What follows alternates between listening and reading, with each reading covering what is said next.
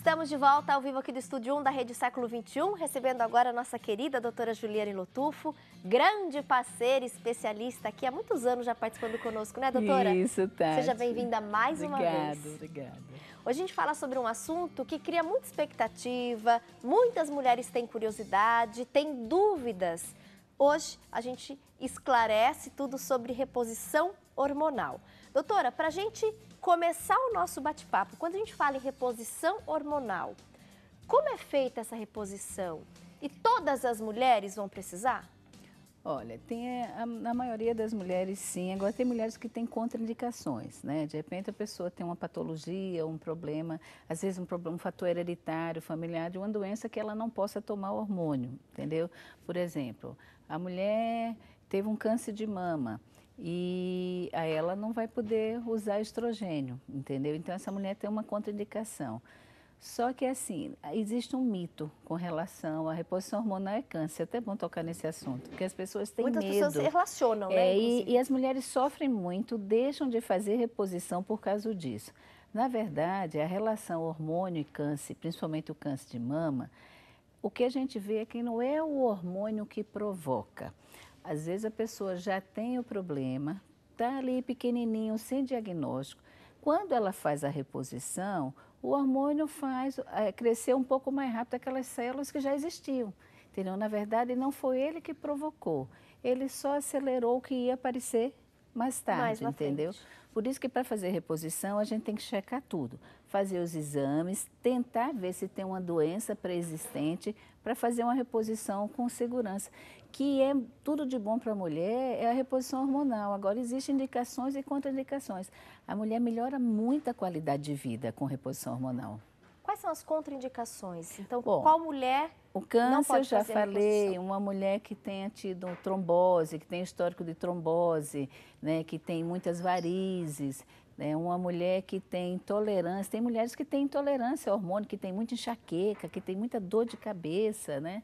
E mulheres, por exemplo, digamos que uma mulher que tem muitos miomas, se ela vai fazer uma reposição com estrogênio, ela pode crescer aqueles miomas, porque é como se o estrogênio alimentasse, entendeu? Então, tem várias patologias que têm contraindicação. Agora, uma mulher que não tem útero, ou não tem útero, não tem ovário, ou tem só o ovário, essa mulher é ótima para reposição. É indicado. É indicado, se ela tem as queixas, né? Onda de calor, diminuição da concentração, irritabilidade, tudo isso a menopausa provoca na mulher, inchaço, fadiga, apatia, a mulher fica sem brilho na pele, né? Mexe muito com a memória da mulher. A gente vai continuar falando sobre isso. Eu quero mostrar para vocês de casa, a gente, uma tela, para você entender melhor, né, essa questão da reposição hormonal. Então, conhecer também em quais casos ela não é indicada. Aqui a gente separou para vocês as melhoras, né, que esse procedimento vai trazer no seu corpo, na sua saúde. Então, a reposição hormonal feminina, porque também pode ser feita em homens. A masculina, né, doutora? A gente vai falar disso daqui a pouquinho. Então, na mulher, tá bom? Melhora a qualidade de vida das mulheres, como controle dos calorões aí da insônia. Protege contra a osteoporose, melhora o ressecamento da pele e melhora também a questão da apatia. Melhorar o controle dos calores e da insônia é um ganho muito satisfatório, porque é uma das queixas mais comuns das mulheres, né, doutora? Principalmente os calores, né? E o vermelhão, quando vem esse calor, dá um vermelhão no rosto. Então, você está com algum problema? Você está vermelha. É sintomas, né? Sintoma. Dessa questão hormonal. Tome sinal, né? A reposição hormonal protege contra a osteoporose? Interessante isso também. Um benefício muito importante. Porque, na verdade, nós mulheres, os efeitos da falta do hormônio começam na gente muito cedo. A partir dos 35 anos, que é uma mulher jovem, que menstrua ainda, mas a gente já começa a perder massa óssea. Então, o estrogênio melhora essa massa óssea, além de melhorar também, estrogênio e testosterona são dois hormônios importantes na gente, porque a testosterona melhora a massa muscular, né? Estrogênio melhorando a massa óssea. Então, vai fazer com que a gente ganhe massa óssea e o osso não fique frágil. Também é importante a gente destacar, né, para você que está em casa acompanhando o nosso programa, especialmente as mulheres, então, primeiro falando da reposição hormonal nas mulheres, diminui o risco de problemas cardíacos, diminui o risco de gordura corporal, melhora a massa muscular e melhora a concentração e a memória, como a doutora citou no início aqui da nossa entrevista. Isso. Diminui muito o número de infarto na mulher, viu? Porque melhora essa questão de colesterol, triglicéridos, né? A questão da gordura corporal, a gente até falou um pouquinho mais cedo no programa, né? Como é bom a gente fazer esse controle do peso, dando inclusive algumas alternativas para quem precisa, né? Voltar ao peso ideal, então quem está acima do peso. Essa questão da gordura corporal, naquele período de menopausa, a mudança do formato do corpo da mulher também é algo muito simbólico, porque a mulher perde, né, as curvas, né? Vai perdendo o formato das curvas, principalmente na cintura. Acumula-se gordura no quadril, no abdômen e na cintura. Isso acontece no homem também. O homem ganha aqueles pneuzinhos laterais e aquela barriguinha. Às vezes você vê um homem magro com aquela barriguinha. O pessoal fala, porque é bebida. Não, testosterona baixa. Na maioria das vezes ele fica com aquela barriguinha. Muitas vezes as pessoas culpam a bebida, né? E a não cerveja. É a parte hormonal. É o hormônio. É o hormônio, né? E porque há um declínio, né? Na verdade, os hormônios começam a ser segregados na gente a partir dos 10 anos de idade. Aí vai uma vida inteira. Então tem a subida e após os 35 anos ele vai caindo. E aí que começam esses sintomas. Aí começam os sintomas aos poucos. A chegada da menopausa e da andropausa no homem é variável. Na mulher, tem mulheres que têm menopausa precoce, 35, 40 anos.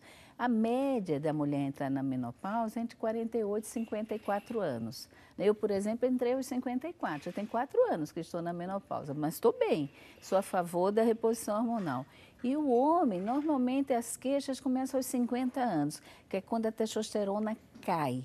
E aí o homem sente fadiga, o homem tem diminuição do desejo sexual, falta de vontade de trabalhar, déficit de concentração. Então, assim, tanto ao prejuízo masculino como feminino.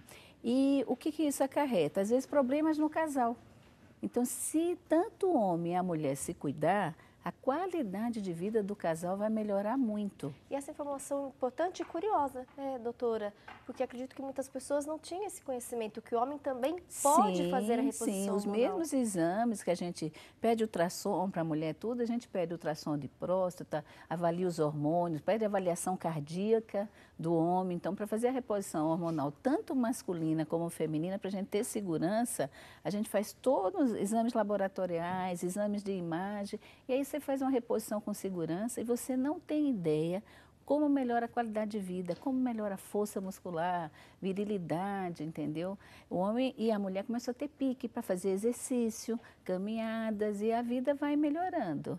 Na alimentação, doutora, o que a senhora poderia destacar para a gente que seria legal homens e mulheres, principalmente as mulheres, colocarem na sua rotina diária esses cuidados? Depois, então, a partir dos 35 anos, quando os hormônios começam a baixar, declinar. Antes daqueles sintomas clássicos do pico, né? Do aparecimento da menopausa, mas já a partir dos 35 anos, preferencialmente, o que é legal a gente mudar aí no nosso hábito alimentar ou mesmo de vida? Principalmente tudo que mexe com açúcar, porque uma das coisas que o hormônio mexe, principalmente o déficit de testosterona, é com a parte de açúcar. Existe uma síndrome que chama síndrome metabólica, que é um conjunto geral que você vai ter alteração do pâncreas, alteração de insulina. Então, o que a gente pede? São 2 coisas que a gente pede para a pessoa ir diminuindo, açúcar e sal. Então, não muito sal, por causa dos problemas cardíacos, por causa das hipertensões, e não muito açúcar, porque tem gente que tem diabetes originado pelos problemas hormonais, entendeu? Então, se puder fazer exercício é o ideal. Se não pode ir numa academia, faz caminhada, tem uma bicicleta, essas bicicletas, tem gente que tem problema de coluna, não pode fazer aquela bicicleta alta. Tem umas bicicletas que você senta, é uma cadeirinha, e que você trabalha a perna e abdômen. Essa pessoa pode fazer em casa, de manhã, antes de sair, isso melhora muito. Diminuir tudo que for assim, que tenha muito farináceo, principalmente essa parte de carboidrato tem que ser equilibrada. Farinha branca. Farinha branca, e legumes, verdura, frutos do mar, né? A suplementação, doutora? A suplementação, principalmente vitamina D, cálcio, principalmente em prevenção à osteoporose, porque a vitamina D ela é muito importante para a imunidade, para a parte óssea, né? E inclusive hoje a vitamina D é importante não só para essas pessoas, inclusive para gestantes, que diminui muitos problemas, inclusive tem trabalhos que falam a correlação de criança com autismo com mãe que tiver deficiência de vitamina D na gestação. Olha que interessante, relacionando o autismo com a falta da vitamina D, né? E como todo mundo trabalha em ambiente fechado, embaixo de uma luz e não toma muito sol, então assim, mais da metade da população tem vitamina D baixa. Então a gente suplementa, né? Então, vitamina D, o cálcio. Vitamina D, o cálcio, tem muitas ácido pesquisas fólico, também do né? ômega 3, né, doutora? Ômega 3, principalmente por causa de colesterol, né? E principalmente água. Muita água, diminuir refrigerante, né? Diminuir tudo que tem muito corante, né? Eu estava escutando uma matéria outro dia que a gente tem que ter muito cuidado com o que come, porque tem muito alimento que tem micropartículas de plástico. Né? E aí eu até me assustei, porque fizeram uma pesquisa com o peixe, então a gente tem que ter muito cuidado com o peixe que come. De onde vem? Porque dentro do peixe, porque o pessoal joga tanto lixo, né, nos rios, no mar, os peixes engolem aquilo e a gente come aquele peixe e essas partículas são invisíveis, a não ser que você pegue, igual os pesquisadores estão fazendo.